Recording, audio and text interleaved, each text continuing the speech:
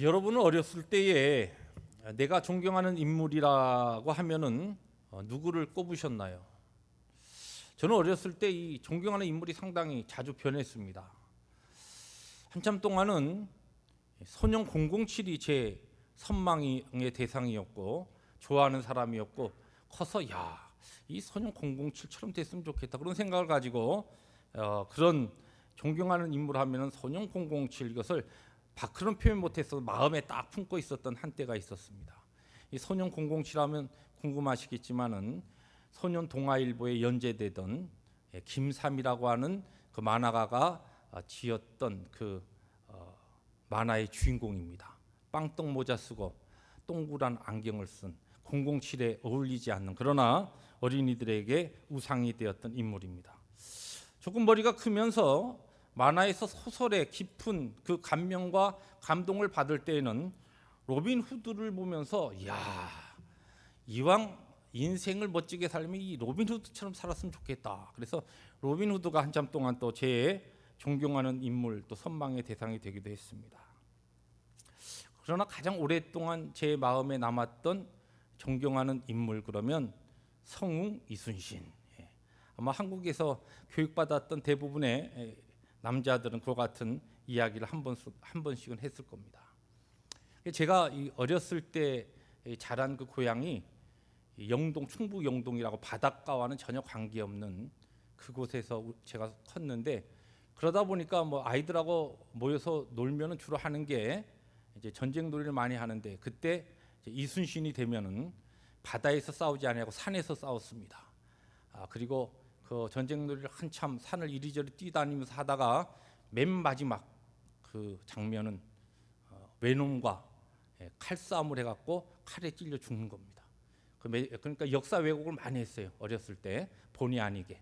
맨 마지막에 이제 외놈하고 쫙 칼싸움하다가 장렬하게 죽으면서 딱 쓰러지면서 제가 항상 하는 얘기가 있어요.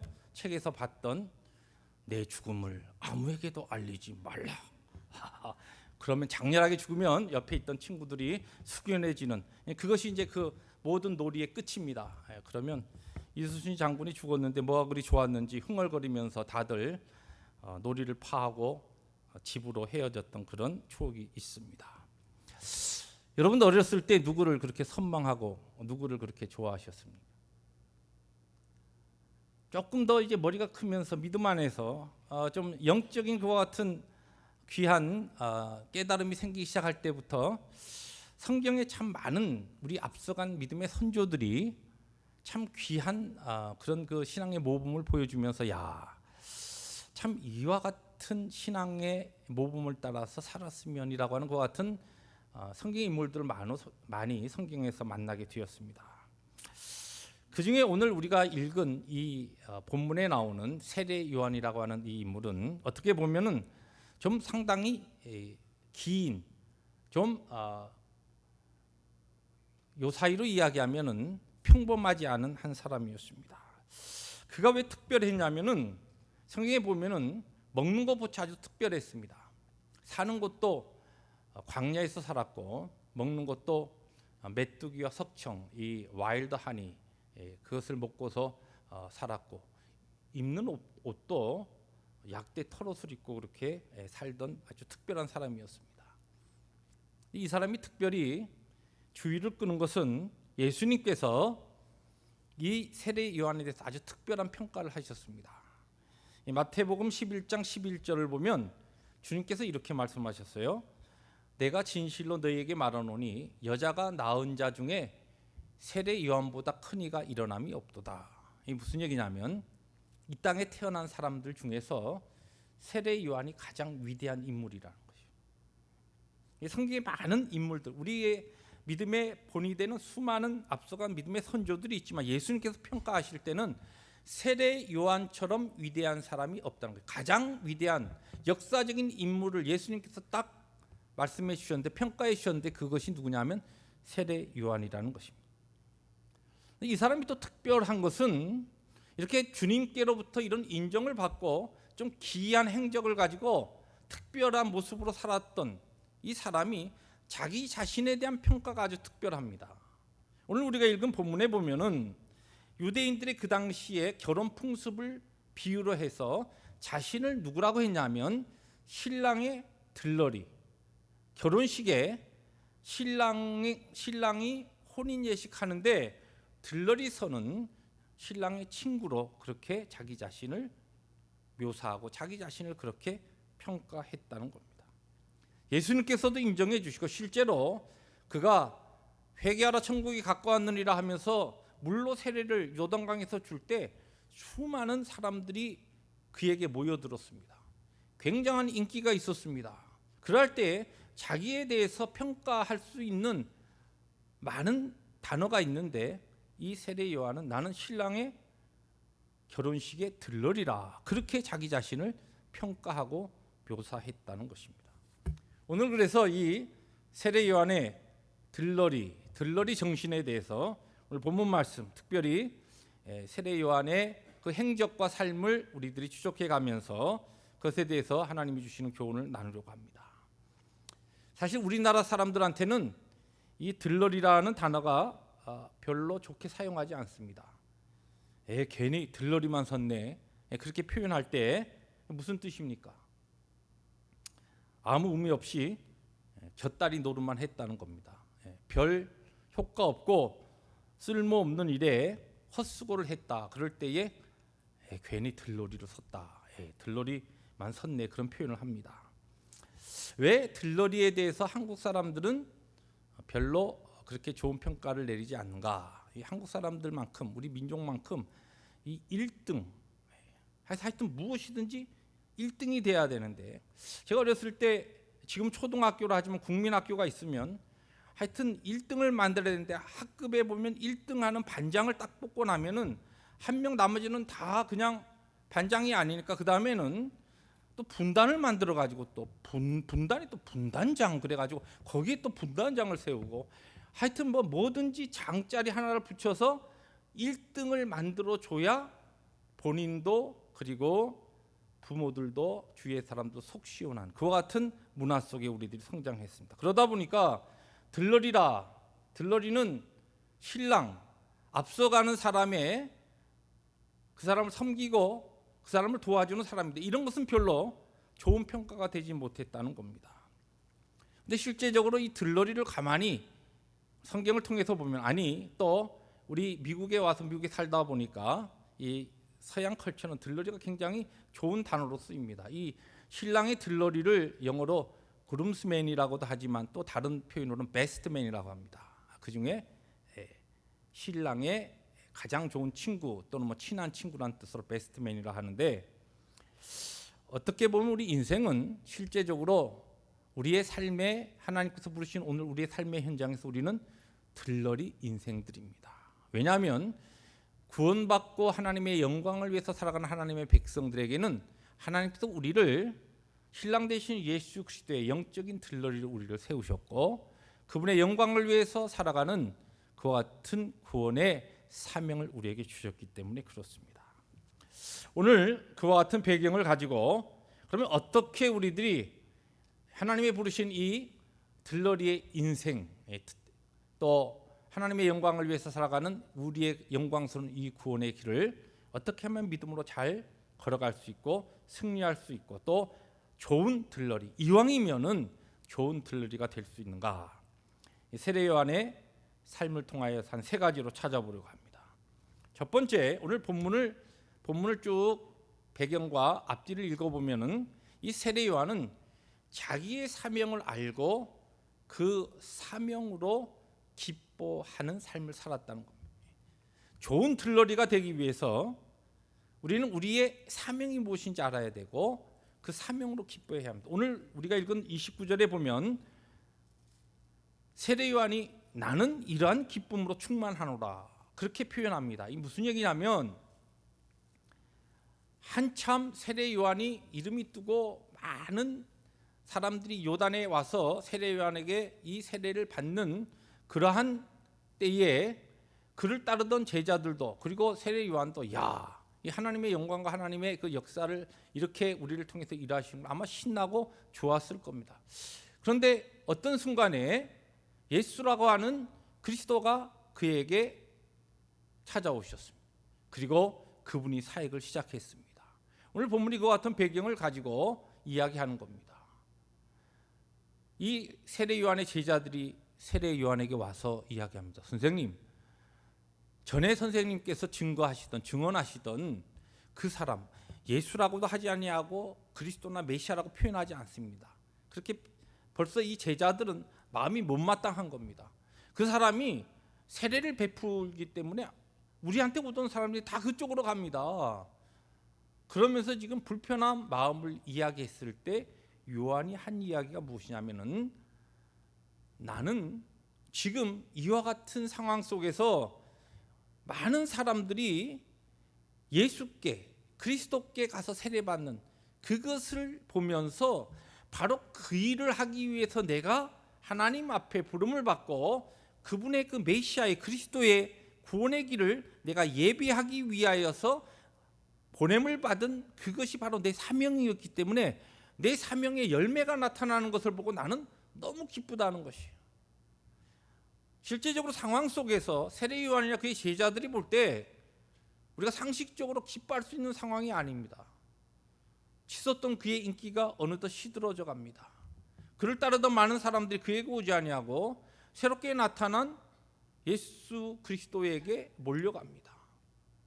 그러니까 기뻐할 수 없는 그 상황인데, 세례 요한은 자기의 사명이 무엇인가를 알고 그 사명을 이루어가는, 또 사명이 이루어지는 그것을 통하여 그는 기뻐했다는 것입니다. 그럼 여러분에게 묻습니다. 오늘 여러분들의 사명은 무엇인가요? 오늘 우리가 구원받고 영광스러운 구원의 길을 걸어가고 있는 우리들의 이 땅에서의 삶에 하나님께서 우리에게 명령하신 사명이 무엇입니까? 우리가 꼭 감당해야 될 그 삶의 책임과 의무와 이 땅에서 우리의 삶의 가장 궁극적인 목적은 무엇입니까? 바로 세례 요한과 별반 다르지 않습니다. 세례 요한이 예수 그리스도를 그리스도 되게끔 하기 위해서 그의 길을 준비하며 또한 그를 증거한 것처럼 우리의 사명도 바로 예수 그리스도를 증거하는 삶, 그것이 우리의 사명입니다.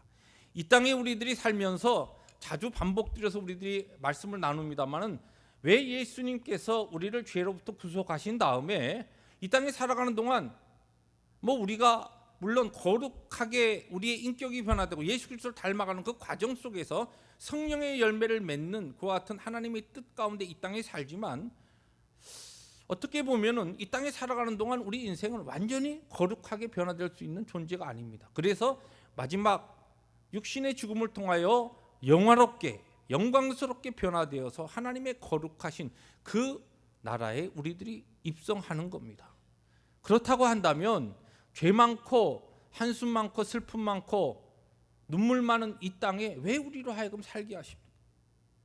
그것은 바로 이 땅에 살아가는 동안 하나님의 영광을 위하여 그분의 복음에, 나에게 주신 이 생명의 복음의 증인으로서 살게끔, 또 증인으로서 살게 하시기 위하여 오늘 우리를 이 땅에 사명자로 세우신 겁니다.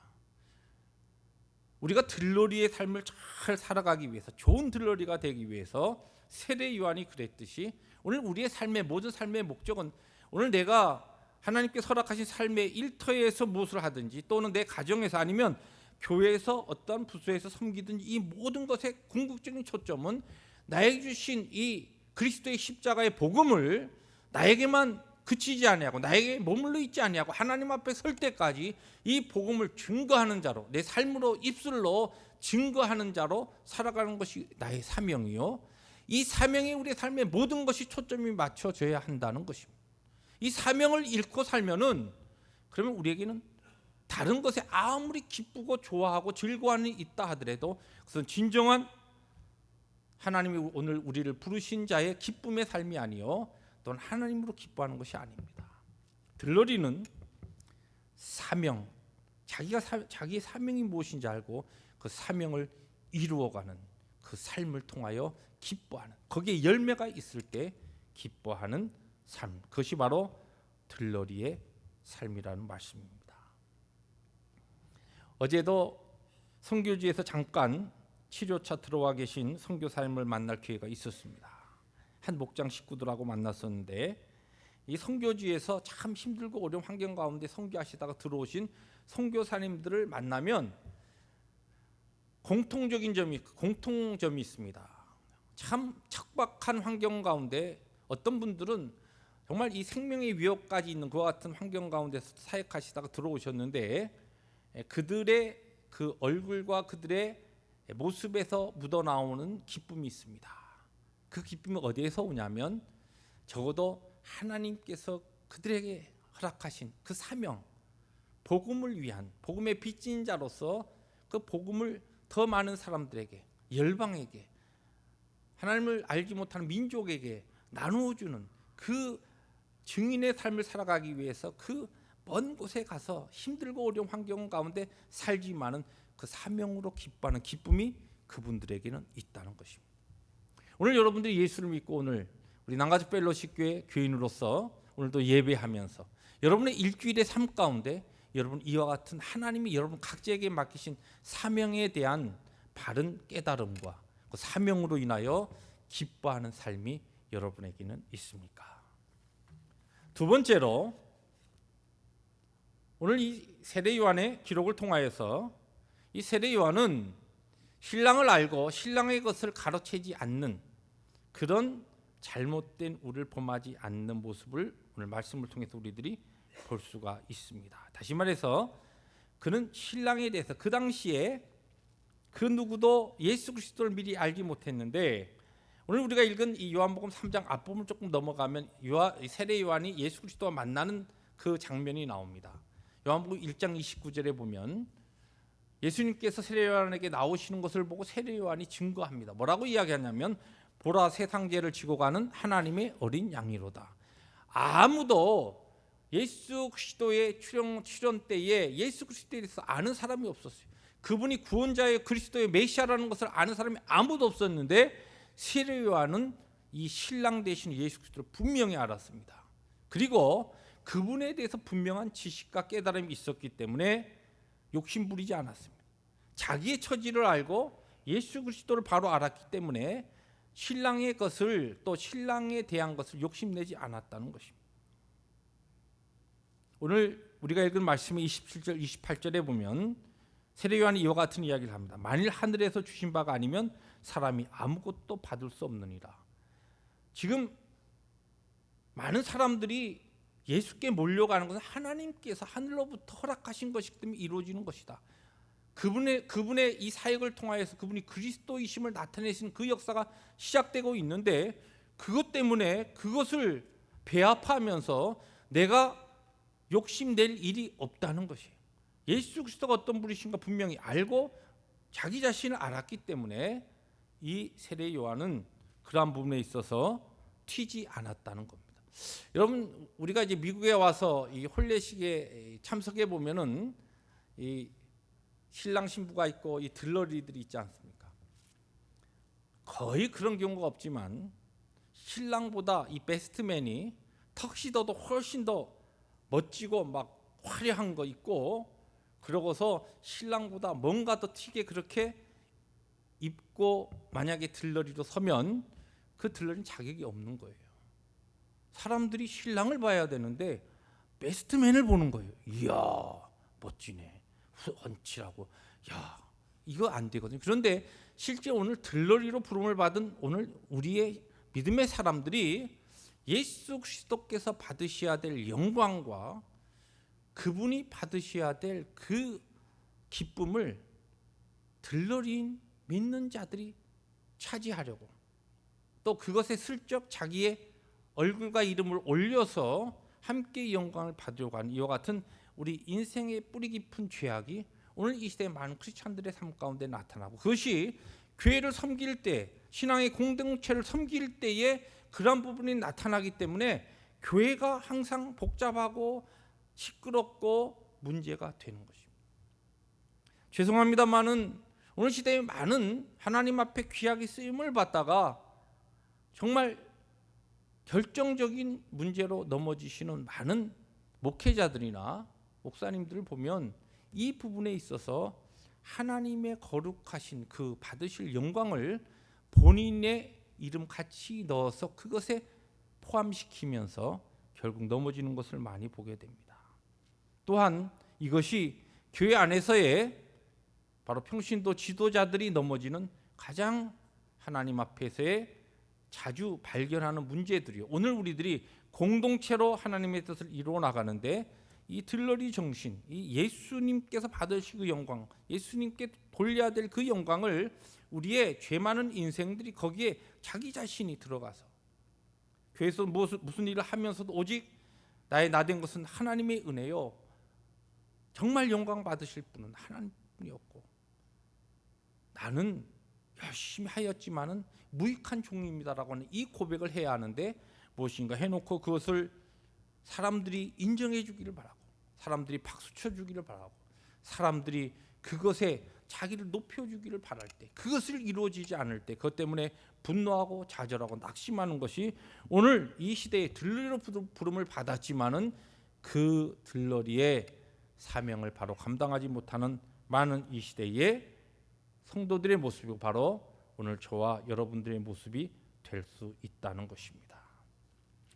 여러분들은 얼마만큼 예수 그리스도에 대하여 신랑 되신 예수 그리스도를 잘 알고 또 그분이 받으셔야 될 그 영광과 그 존귀함에 여러분 철저히 여러분을 낮추시고 그분께만 여러분의 삶을 통하여 영광 돌리고 계십니까? 마지막으로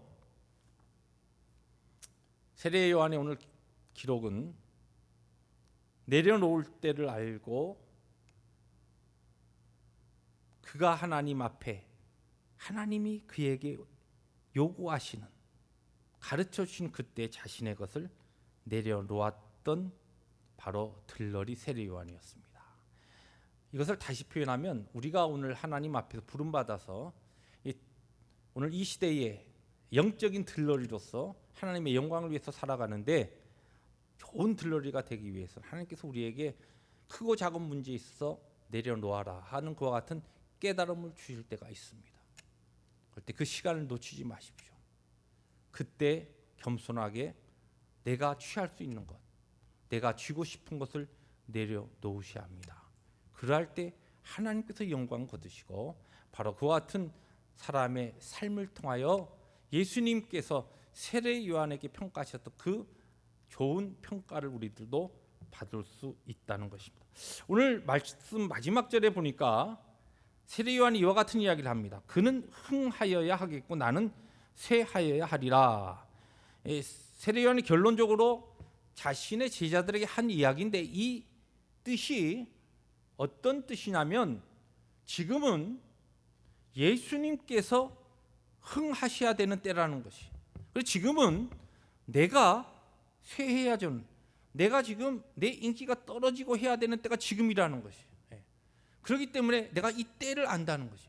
지금은 얼마 전까지는 하나님께서 나를 들어서 장차 오실 예수 그리스도 되시는 메시아의 길을 예비하게 하셨지만 그래서 그때는 하나님께서 우리와 세례 요한의 제자들에게 하나님께서 큰 부흥과 많은 사람들을 모이게 하셨지만 지금은 예수 그리스도가 이제는 뜨셔야 돼. 그분의 이름이 영광 받으셔야 될 때고 나는 지금 이제 사라져야 될 때다. 지금 그 이야기를 한 겁니다. 때를 알았습니다. 마지막 그 순간에 아니 내가 얼마만큼 지금 고생하면서 이렇게 힘들고 어려운 길을 걸어왔는데 아니 이거 뭐 뜨자마자 나보고 아니 그냥 내려가라고 하니 이거 너무 섭섭하다는 것이. 그렇게 하지 않았다는 겁니다. 세례 요한.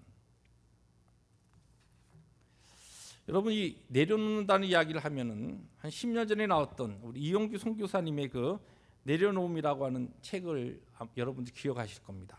아마 그 책을 읽으신 분이 상당히 많으실 텐데 그 다음에 또 내려놓음이라고 하는 두 번째 책을 또 쓰셔서 그의 사역 가운데 많이 일어나는 현장에 하나님의 역사를 증거한 아주 참 영적으로 많은 분들에게 도움이 되었던 책입니다. 근데 그 내려놓음이라고 하는 책에 이런 이야기가 나옵니다. 그 부분만 여러분에게 읽어드립니다. 2005년 봄 몽골 일해 교회에서 개척한 베르흐 지역의 예배 처소를 방문해서 예배 드리던 중에 있었던 일이다. 벌러르라는 자매가 예배 시간에 땀으로 뒤범벅이 되어 교회에 들어왔다. 그 자매는 몇 달 전 우리 팀의 기도를 통해 듣지 못하던 귀가 열린 자매였다. 예배 몇 시간 전에 소를 잃어버려서 소를 찾으러 뛰어다니다가 예배 시간이 임박한 것을 알고 소를 버려두고 말씀을 들으려고 들판을 가로질러 달려왔다는 것이다. 그때 나는 하나님께 그녀가 소가 아닌 예배를 택한 그 믿음의 결단을 부끄럽게 하지 말아 달라고, 그 자매가 소를 다시 찾을 수 있게 해달라고 기도했다. 하나님께서 어떤 분이시며 무엇을 원하시는지를 분명히 알고 있었기 때문이다. 그래서 사람이 자기 힘을 의지하다가 안 되면 자신의 실패지만 하나님께 의지하다가 실패한다면 하나님의 명예에, 하나님의 영광에 먹칠하는 것이라고 선포하고 기도하였다. 예배를 마치자마자 밖에서 소 울음소리가 들려왔다. 잃었던 소가 집이 아닌 예배 처소를 먼저 찾아온 것이다. 소가 아닌 예배의 기쁨을 선택한 소녀는 예배와 소 두 가지를 함께 얻었다. 그리고 그 다음에 문장을 잘 들어보십시오. 먼저 믿은 우리 중에는 소 대신 예배를 택하는 믿음이 있는 사람이 얼마나 될지 묻고 싶다. 지난주에 예배 존중이 답이다 하는 것 같은 말씀으로 우리 설교 나누고 우리 말씀 나눈 적이 있습니다. 이것은 10년 전에 몽고에서만 일어난 일도 아니고 오늘 우리들의 삶에 일어나는 바로 우리의 삶에 또한 하나님의 역사이기도 하다는 겁니다. 지난주에 말씀을 하나님을 존중하는 것이 우리의 모든 이 땅에서의 우리가 하나님 앞에 드리는 질문과 소망의 해답이 될 수 있고 또 해답이며 그와 같은 삶을 살아가는 것은 바로 예배를 존중하는 것이다라고 하는 말씀으로 주제로 말씀을 나눴습니다. 한 성도님이 그 말씀을 듣는 중에 지난주에 여러분 잘 기억하시다시피 참 때마침 단비가 내렸는데 주일날 비가 왔습니다. 근데 그 성도님 이 사업장에 지붕이 새 가지고 비만 오면 막 이 지붕이 새서 물이 떨어지는 거예요. 그래서 그 큰 페인트 5갤론짜리 그 바켓을 항상 갖다 놓고 물을 받는데 비가 어느 정도 와도 그냥 바켓가 몇 바켓씩 그렇게 퍼내야 될 정도로 지붕이 아주 비가 많이 내리는 그와 같은 상황이었습니다. 일부 예배를 드리면서 예배를 드리다가 비가 오고 하니까 이거 빨리 가서 그 지붕에 비가 새는데 물도 갈고 좀 이 손을 봐야 되는 거 아닌가 막 갈등이 일어나는데 설교 내용이 그냥 예배를 존중해야 된다 그러니까 막 갈등이 일어나서 가야 되냐 안 가야 되냐 뭐 이러다가 일부 예배를 마쳤습니다. 그리고 그 다음에 어떻게 해야 되나 하는데 매주에 하던 것처럼 또 3부 예배까지 예배를 드렸습니다. 예배가 마친 다음에 마침 또 성가 연습이 있어가지고 그리고 갈 수도 있었는데 성가 연습까지 하자. 성가 연습이 마쳤는데 그다음에 또 무슨 목장 모임이 있어가지고 그래서 그냥 목장 모임까지 하자. 뭐 이왕 비 쏟아져서 왕창 버린 거 뭐 지금 가나 그때 가나 뭐 그렇게 생각하셨는지 하여튼 그렇게 하고서 목장 모임까지 다 마치고 차를 몰고 가는데 앞이 보이지 않을 정도로 막 이 프리웨이에서 막 비가 쏟아지는 겁니다. 그래서 기도를 했다 그럽니다. 하나님, 우리 저게 가게에 내릴 비까지 여기에 다 내리게 하시고 우리 가게에는 비 좀 안 오게 해주세요. 프리웨이를 지나서 차를 몰고 그리고서 가는데 그 사업장 가까이 가는데 비가 그치기 시작하더니 사업장 도착했는데 그 가게 앞에는 비가 하나도 내리지 않은 겁니다. 서둘러서 문을 열고 들어가 봤더니 보통 비가 오면은 그 5갤론 페인트 그 통에 물이 한 3개씩 이렇게 걷어내야 되는데 거의 하나도 물이 없는 겁니다. 거긴 비가 안 온 거예요. 그런데 더 감사한 것은 그 다음 날 월요일 날 같은 그 사업장에서 일하시는 자매가 거기에서 몇 블락 위에 살고 있는데 자기 집에는 엄청나게 그 시간에 비가 왔다는 겁니다. 프리에 가는 도중에도 비가 그렇게 쏟아졌고 거기도 쏟아졌는데 하나님 앞에 예배를 존중하면서 자기의 내려놓을 것, 하나님 이것조차도 내가 하나님 앞에 예배하고 하나님 앞에 결단케 할 때에 내가 순종하겠습니다 하고 자기의 할 수 있는 것을 내려놓은 그 성도님에게는 하나님의 신실하신 살아계신 은혜와 역사가 그대로 나타났던 것입니다. 신방 가서 그 간증을 들으면서 얼마나 감사했는지 모릅니다. 그렇습니다. 내려놓음은 주님 때문에 할 수 있는 일, 때로는 해야 하는 일을 중단하는 것을 말합니다. 예수님 때문에 지금 하나님께서 나에게 거룩하게 요구하실 때에 내가 할 수 있고 해야 하는 일을 내려놓는 것입니다. 그런데 주님 때문에 중단할 때 주님께서는 그 이상의 풍성한 것을 채우신다는 약속입니다. 세례 요한이 주님 때문에 내려놓았습니다. 그래서 자신의 이름을 높일 수 있는 일, 사람들로부터 다시 그의 인기를 끌어모을 수 있는 그것을 그가 내려놓았습니다. 포기했습니다. 주님의 영광을 위해서 신랑 되시는 예수 그리스도의 그분의 사역을 위해서. 그런데 주님께서 그의 이름을 높이셨습니다. 여인이 낳은 자 중 가장 큰 자라고 하는 이름을 세례 요한에게 주셨던 것입니다. 사랑하는 성도 여러분, 오늘 우리는 예수 그리스도 믿고 우리의 신랑 되신 예수 그리스도의 영광을 위해서 다 들러리로 부름을 받은 하나님의 백성들입니다. 오늘 여러분의 삶 가운데 정말 여러분에게 맡기신 사명이 무엇인지 분명히 아십니까? 그 사명이 이루어지는 것으로 여러분은 기뻐하실 수 있습니까? 그것 때문에 여러분의 삶이 기쁘고 감사하고 즐거울 수 있습니까? 신랑 예수 그리스도를 바로 알고 그분의 영광을 위한 삶이 들러리의 삶입니다. 그러하기에 그분이 받으실 그 영광과 기쁨을 내가 가로채려고 하지 않습니다. 인생의 뿌리 깊은 교만의 덫에 내가 넘어지지 않는다는 말씀입니다.